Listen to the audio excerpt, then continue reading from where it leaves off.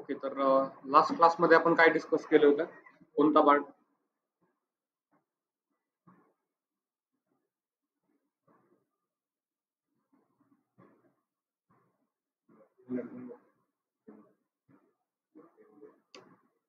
डेव्हऑप्स नंतर MLOps काय असतं ते, राईट? त्यानंतर मी तुम्हाला एक ग्रुपवर डायग्राम शेअर केली होती. ओपन केली आहे का तुम्ही?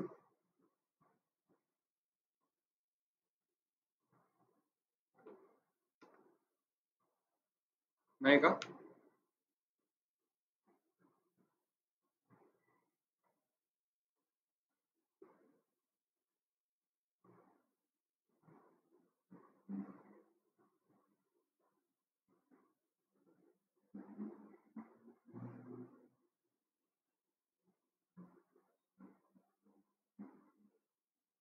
नाही का काही डायग्राम?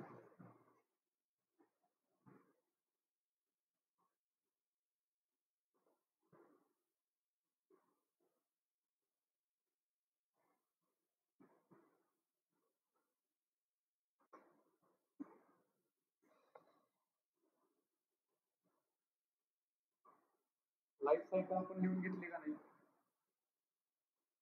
लाईफ सायकल ऑफ डेव्हऑप्स म्हणजे कसं असतं त्याची प्रोसिजर, कशी असते ते काय?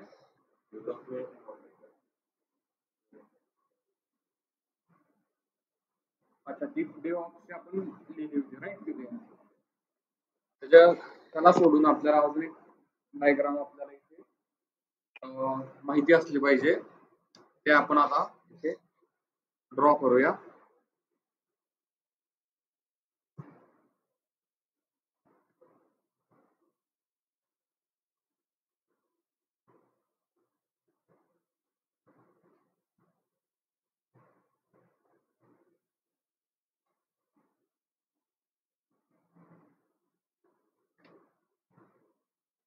आपण एक चांगल्या पद्धतीने MLOps ची लाईफ सायकलचं आर्किटेक्चर आपण लिहून घेऊया.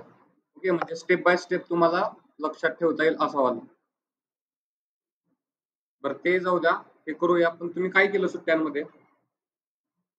काय अभ्यास केला का?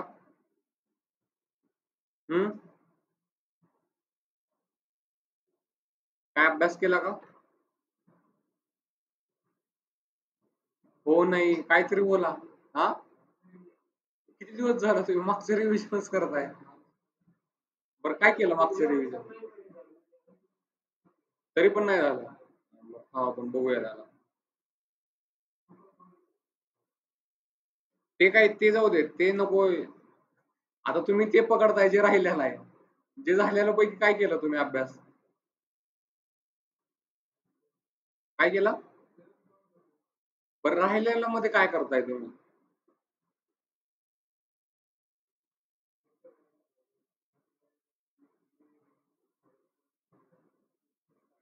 बरं, मग तुझी काय इंटरव्ह्यूची प्रिपरेशन केली तुम्ही? केली सगळी? नक्की?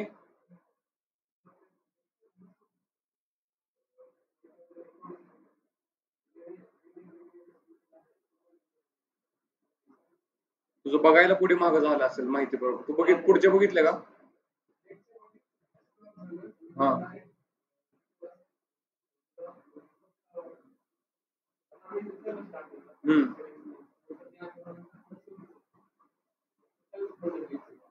सगळेच व्हिडिओ एकच? अच्छा, एक त्या दिवशी नेटवर्क मुळे इश्यू आलेला असू शकेल. नसेल तर सांगा, परत एकदा घेऊया आपण, काय डाऊट नाही त्याच्यामध्ये. तुम्हाला सांगा काय राहिलंय तुमचं, काय अवघड वाटतंय तो वाला पार्ट. ठीक आहे, तर आपल्याला नेक्स्ट पार्ट म्हणजेच काय लिहायचे आहे आपल्याला? MLOps ची आपल्याला लाईफ सायकल लिहायची आहे.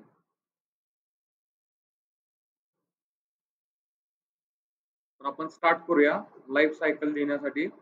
फर्स्ट ऑफ ऑल, आता AI ओप्स, ML ओप्स, डेव्हऑप्स हे सगळे सिमिलर पार्ट आहे. हा पार्ट फक्त काय आहे, तुम्ही कोणती पद्धत यूज करताय डिप्लॉयमेंट साठी,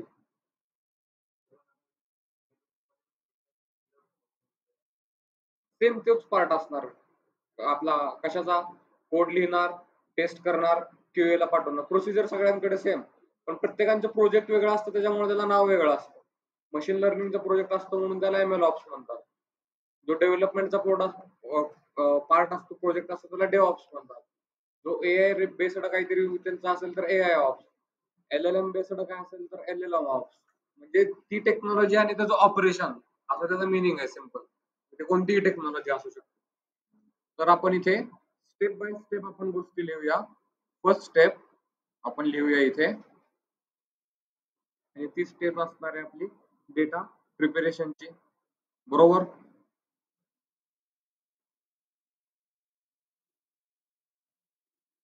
आता डेटा प्रिपरेशन मध्ये आपण काय काय घेणार, काय असतो आपलं डेटा प्रिपरेशन? हे एक वर्ड यूज केलेला डेटा प्रिपरेशन, पण याच्यामध्ये आपण आपल्या डेटाची क्वालिटी चेक करणार. बरोबर. म्हणजे आपण काय करणार, इन्श्युअर डेटा क्वालिटी. आता क्वालिटी म्हणजे काय, एक्सप्लोर करणार डेटा कसा आहे पूर्ण डिटेल्स मध्ये आपण पाहणार. बरोबर. त्यानंतर काय करणार, फीचर इंजिनिअरिंग करणार ह्याच्यामध्येच.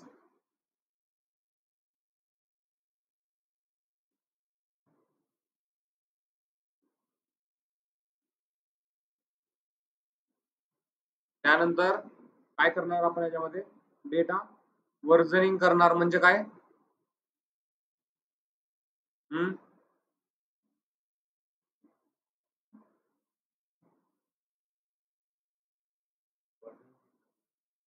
अपडेट होईल ना आपला डेटा, जुना आणि नवीन. बरोबर. त्यानंतर नेक्स्ट पार्ट, दुसरी स्टेप सिंपल आहे. आपण जे आधी पाहिलं ना, फक्त नाव वेगवेगळे असतात, मिनिंग सिंपल आहे. आपण जी लाईफ सायकल लिहिली डेटा सायन्सची, ती सगळीकडे सेम आहे, फक्त प्रत्येकडे नाव वेगवेगळे असू शकतात. आता यांनी त्याच्यानंतर काय लिहिलंय, मॉडेल ट्रेनिंग लिहिलं डायरेक्ट.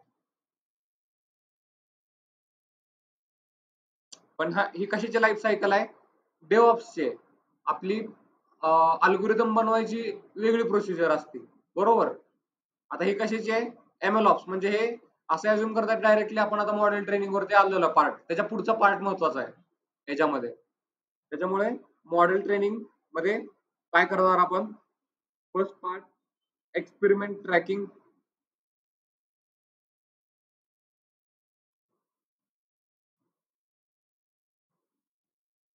एक्सपेरिमेंट ट्रॅकिंग म्हणजे आपण काय करणार, वेगवेगळे मॉडेल्स यूज करणार. बरोबर. आणि त्याचे रिझल्ट आपण ट्रॅक म्हणजे सेव्ह करून ठेवणार. आपण केलं होतं एक प्रोजेक्ट मध्ये सगळे अल्गोरिदम्स यूज करून. त्याच्यानंतर hyper parameter tuning.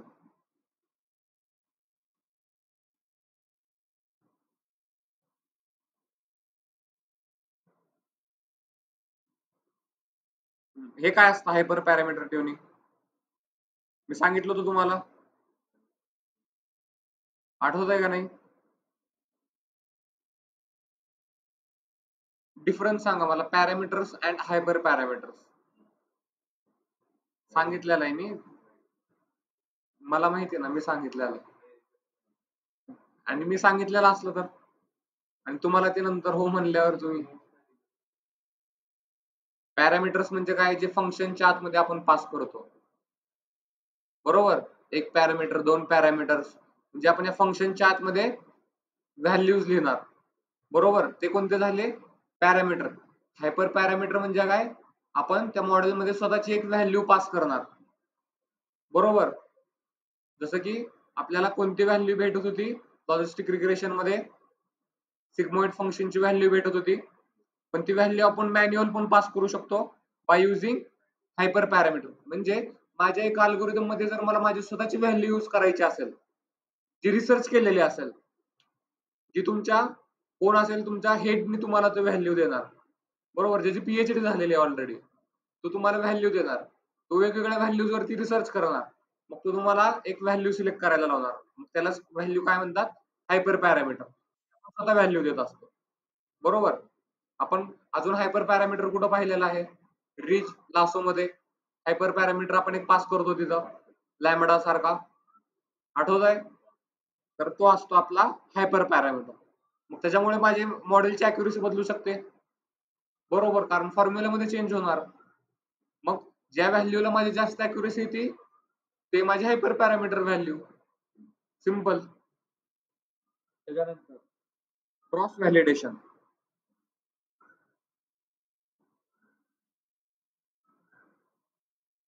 Cross validation म्हणजे वेगवेगळे मॉडेल्स यूज करून त्याच्यापैकी आपण एक व्हॅलिड मॉडेल घेणार.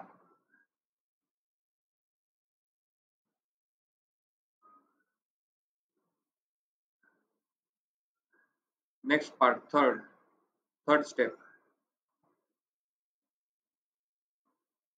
मॉडेल इव्हॅल्युएशन म्हणजे काय?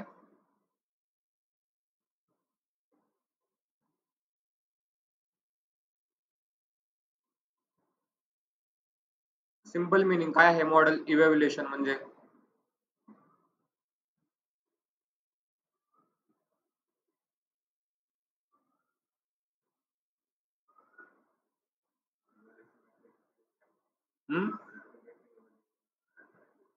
नाही, मॉडेल इव्हॅल्युएशन म्हणजे सिंपल आहे मिनिंग याचा. आपण वेगवेगळे मॉडेल्स तयार करणार. बरोबर. आणि मॉडेल नंतर आपण आपल्या क्लायंटला कशासाठी पाठवतो? इव्हॅल्युएशन साठी, की ठीक आहे का बाबा, काय चेंजेस करायचेत का याच्यामध्ये. बरोबर. मग तो आपल्याला त्याच्यावरून काय सजेशन देऊ शकतो, की नाही नाही मला असं नाही तसं पाहिजे. त्याला काय म्हणतात? इव्हॅल्युएशनला पाठवणं. बरोबर. मग त्याच्यामध्ये आपण काय लिहिणार? Choose appropriate evaluation matrix.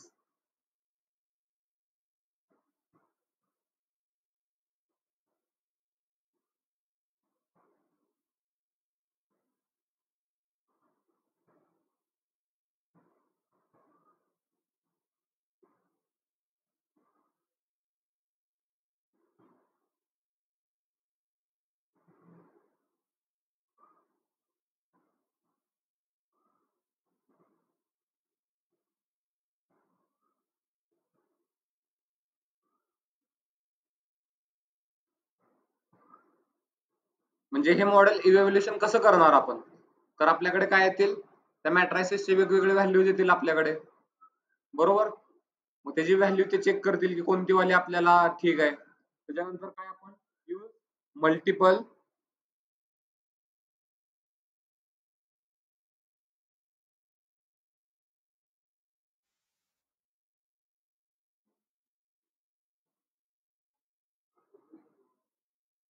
काय काय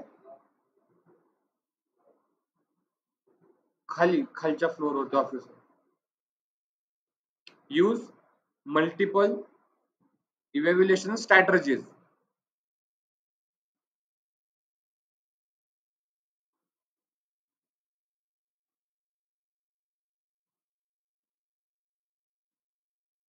ओके.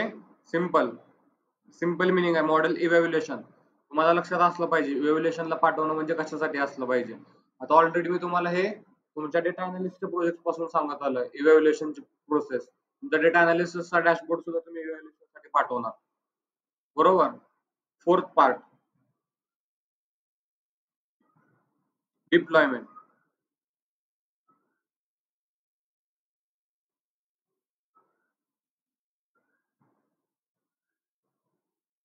डिप्लॉयमेंट म्हणजे काय असतं? कंटेनरायझेशन म्हणजे काय करणार? कंटेन करणार सगळ्या आपल्या ज्या काही गोष्टी असते ते. मग त्याच्यासाठी पण टूल्स आहेत मार्केटमध्ये वेगवेगळे. डॉकर वगैरे तुम्ही जर पाहिलं तर डॉकर हे काय करतं? तुमचं सगळ्या गोष्टी कंटेनर मध्ये पॅक करून जर तुम्हाला कुठे पाठवायचे असतील तर ते ऍज इट इज तुम्ही पाठवू शकता. म्हणजे दुसरीकडे कोणत्या इन्व्हायरमेंट मध्ये तुम्हाला आताच इन्व्हायरमेंट काय करायचं असेल, इन्स्टॉल करायचं असेल तर ते इन्स्टॉल करू शकता. मग आपल्याला डिप्लॉयमेंट वेळेस आपण कुठे इन्व्हायरमेंट तयार केलंय ते इन्व्हायरमेंट ऑनलाईन केलंय का नाही, नसेल तर त्याला कंटेनर करून आपल्याला त्या त्या काही आपलं हे असेल सर्व्हर तिथं आपल्याला हा कोड पाठवावा लागेल. बरोबर. मग त्याला काय म्हणणार आपण? कंटेनरायझेशन.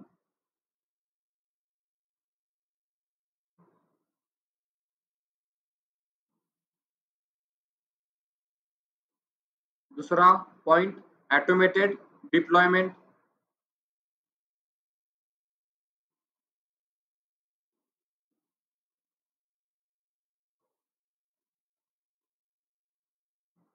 आणि तिसरा व्हर्जन कंट्रोल. काय आहे version control? Version control system काय असते?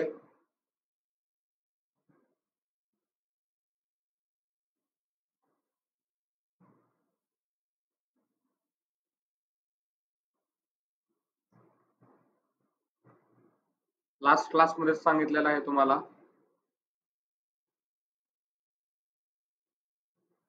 व्हर्जनिंग कंट्रोल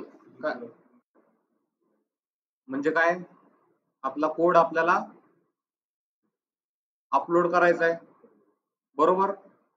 त्यालाच काय म्हणतात? व्हर्जनिंग कंट्रोल. हा,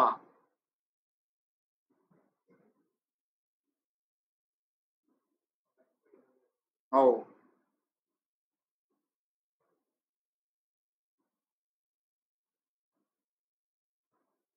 5th point, monitoring and maintenance.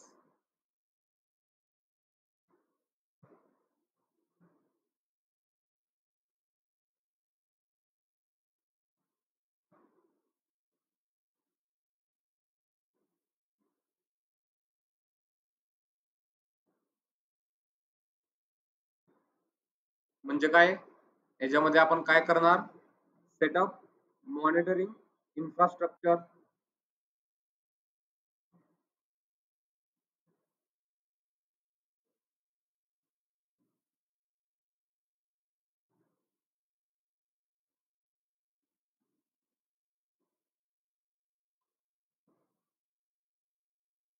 आपल्याला जर काय सेटअप लावावं लागत असेल मॉनिटरिंग त्याला पाहण्यासाठी, तर ते आपण सेटअप लावणार, बरोबर? Establish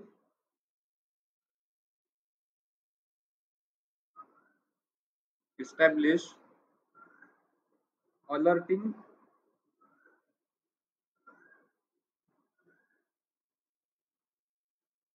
mechanism.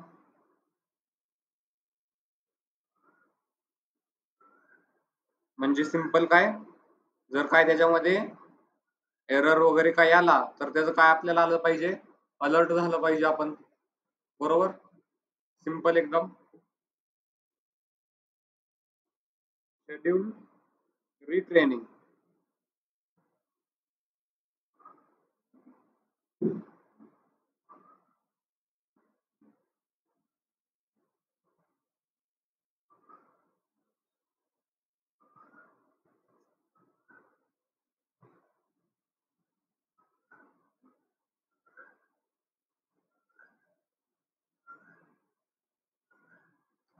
सिंपल आहे. मॉनिटरिंग काय नावामध्येच आहे, monitoring and maintenance. Okay. Last step, त्याच्यामध्ये आता आपल्याला काय करायचे? Retiring and replacing models.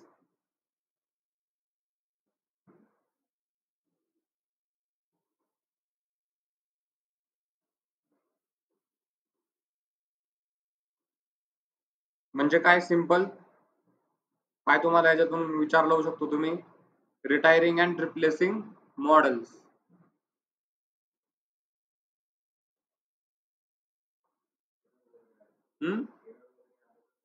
नाही नाही, ते तरी तर झालं आपला. आता काही टाइम नंतर आपला डेटा जुना होऊ शकतो, नवीन काहीतरी डेटा येऊ शकतो, त्याला परत आपल्याला त्याच्याप्रमाणे एक नवीन काहीतरी मॉडेल्स मध्ये चेंजेस करावं लागतील इन फ्युचर. आणि काही मॉडेल्स असे असतील की त्यांना आपल्याला काढून टाकावं लागेल, काही मॉडेल्स नवीन टाकावं लागतील त्याच्यामध्ये काही टाइम नंतर, बरोबर? तर तीच स्टेप असेल आपली. तर ते कशावरून? Model performance evaluation.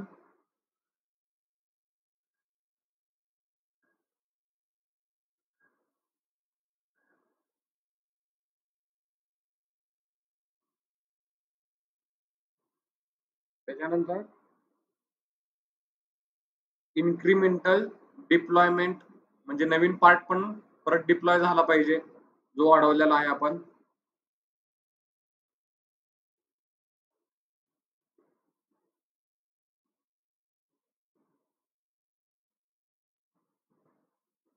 And last, document and communicate.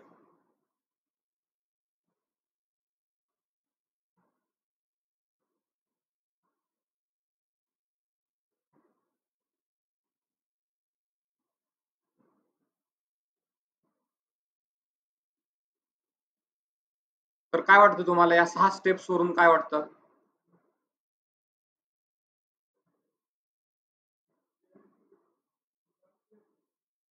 He MLOps ची म्हणजे आपली जी डिप्लॉयमेंटची प्रोसेस असेल ती अशी असेल.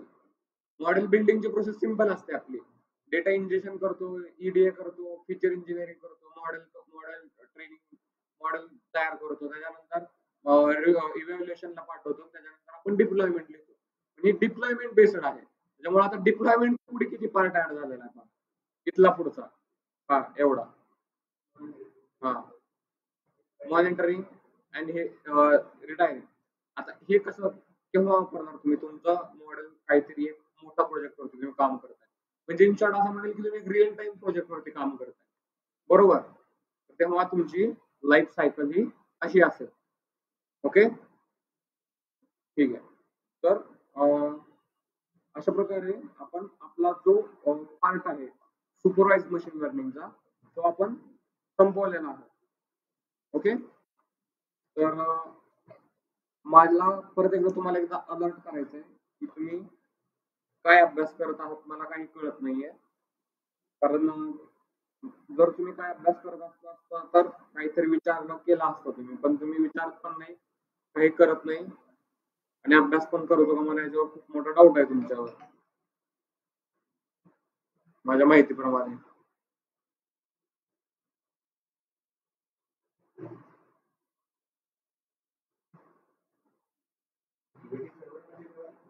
काय काय UAT server, user acceptance testing. कशामध्ये कशामध्ये मग त्याच्यामध्ये युजर एक्सेप्टन्स टेस्टिंग असते. टेस्टिंग आता तो पण एक टेस्टिंगचाच पार्ट आहे. त्याच्यामध्ये चेक करतात की तुमचं मॉडेल कसं परफॉर्म करतंय, कसं रिस्पॉन्स देत आहे. हो, लास्टला मॉडेल सगळं तयार झाल्यानंतर. हो हो.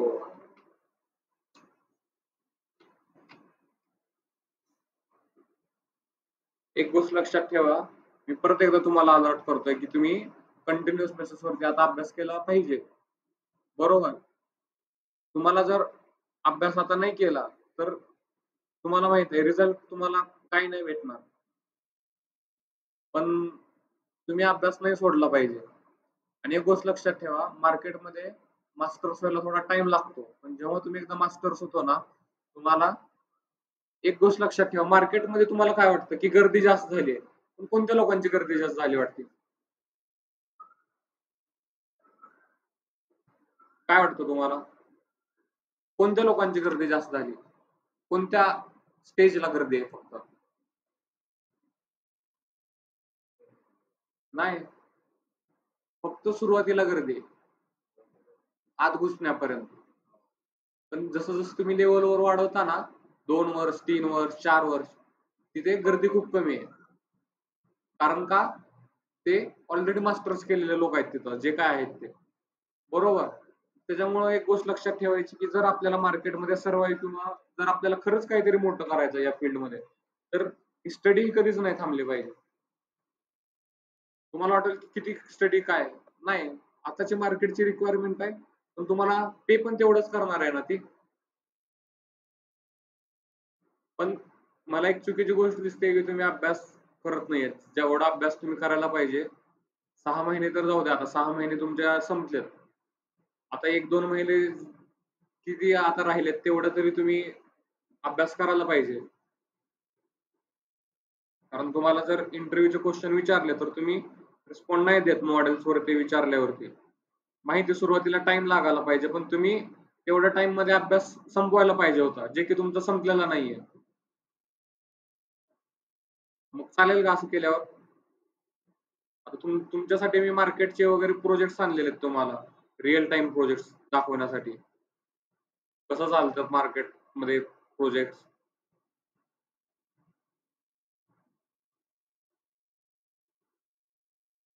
पण एक गोष्ट लक्षात ठेवा, तुम्हाला काही रॉकेट सायन्स विचारणार नाहीयेत कुठं. आपल्याला जे मॉडेल शिकलं आपण त्याच्यापैकीच पार्ट विचारणार आहेत. तुम्हाला तेवढं पण का नाही करायचा अभ्यास? फक्त मॉडेलचाच अभ्यास आहे ना, तेवढाच अभ्यास आहे, त्याच्यावरती काय आहे का अभ्यास? नाही.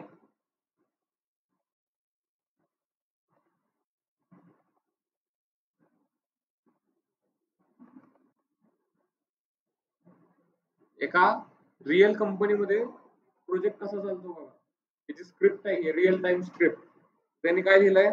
First of all our company presented the business requirement document and the data architecture as a following discussion with a business development with their client. ज्याचा मीनिंग काय आहे?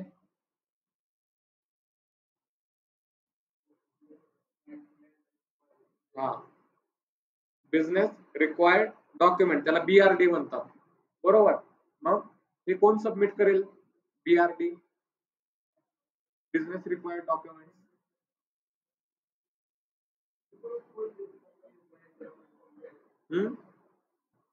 समोरची कंपनी जी, त्यांना काही रिक्वायरमेंट आहे त्यांच्या बिझनेसची, तिने आपल्याला पाठवतील, डिस्कस होईल ग्रुपमध्ये, मीटिंग मध्ये. मग त्याच्यानंतर काय होईल पुढची प्रोसेस? नंतर त्याचा डेटा आर्किटेक्चर ते प्रोव्हाइड करतील की असा असा आमचा डेटा अवेलेबल आहे, बरोबर. आणि ते आपल्या टीम सोबत डिस्कशन करतील, ते पहिल्या मीटिंग मध्ये ठरेल, तिथून प्रोजेक्टला सुरुवात होते. कळालं की कंपनीमध्ये प्रोजेक्टला सुरुवात या स्टेज पासून होते बघितलं तर. त्याच्यानंतर upon approval the client upon approval the client granted us to access their databases providing information on their both primary and composite keys. म्हणजे काय? त्यांनी प्रोजेक्ट अलोकेट केला आम्हाला, अलोकेट केल्यानंतर तिने आम्हाला ऍक्सेस दिला कशाचा? त्यांच्या डेटाबेसचा, बरोबर. त्याच्याशिवाय आपण काम चालू करू शका नाही. त्यांनी आम्हाला काय दिलं? त्यांच्या डेटाबेसचा ऍक्सेस दिला. त्यानंतर काय केलं त्यांनी? Collaborating with the business team and the data engineers we merge the crucial data from around 70 tables and 2000 columns. म्हणजे काय? 70 टेबल्स मध्ये आणि टोटल किती कॉलम्स होते त्यांच्याकडे? 2K column.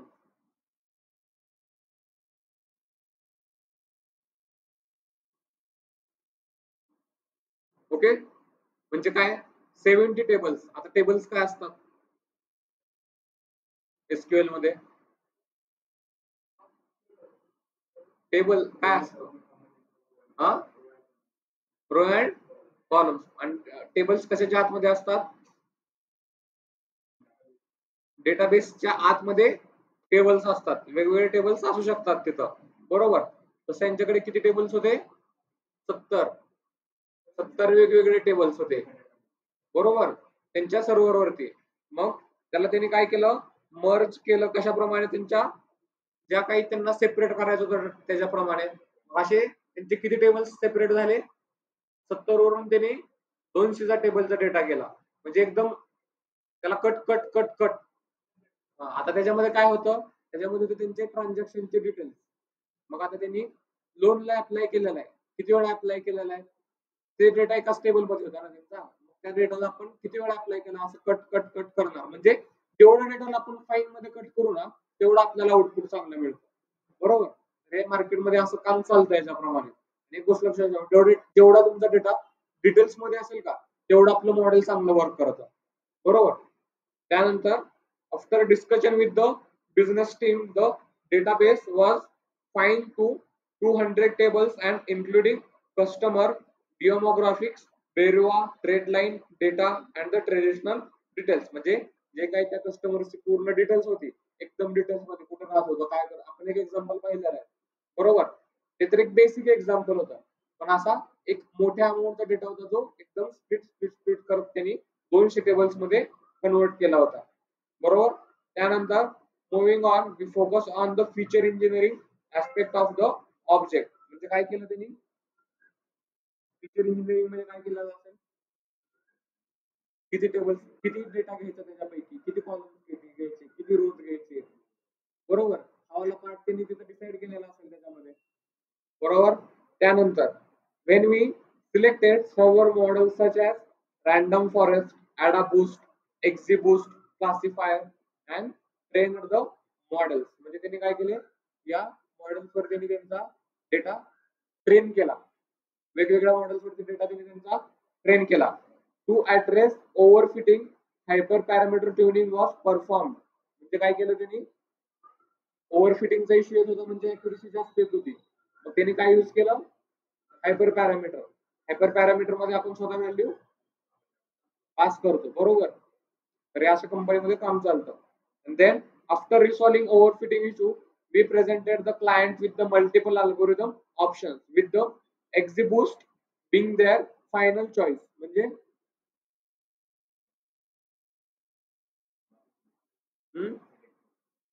म्हणजे आपण त्यांना इव्हॅल्युएशनला पाठवलं, बरोबर. त्यांनी काय म्हणले, आम्हाला XGBoost वाले मॉडेल तुम्ही फायनल करा, बरोबर.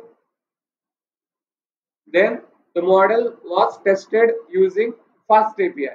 म्हणजे काय केलं त्यांनी, मॉडेल टेस्टिंगला पाठवलं, फास्ट एपीआयचा यूज करून त्यांनी मॉडेल टेस्ट केलं. त्यानंतर the project enter the user acceptance testing phase for server weeks, बरोबर. म्हणजे त्यांनी पुढे टेस्टिंगचाच एक पार्ट आहे, कोणता, युजर एक्सेप्टन्स टेस्टिंग. त्याच्यामध्ये ते मॉडेल काही वीक्स मध्ये होतं. त्यानंतर concurrently documentation for the entire process was thoroughly documented. त्यांनी त्याचे त्या रिलेटेड काही डॉक्युमेंट्स होते त्यांचे, ते डॉक्युमेंट्स त्यांनी तयार केले. And the DevOps teams and the data engineering team collaborated to deploy the models on the AWS cloud platform. संपला प्रोजेक्ट. असा असतो एका कंपनीमध्ये प्रोजेक्ट. आता सांगा, काय अवघड वाटतं का याच्यामधलं, आपण कोणता पण शिकला नाही असं वाटतं का तुम्हाला? मेन मॉडेल, मेन पार्ट काय असेल तुम्हाला काय वाटतं याच्यापैकी?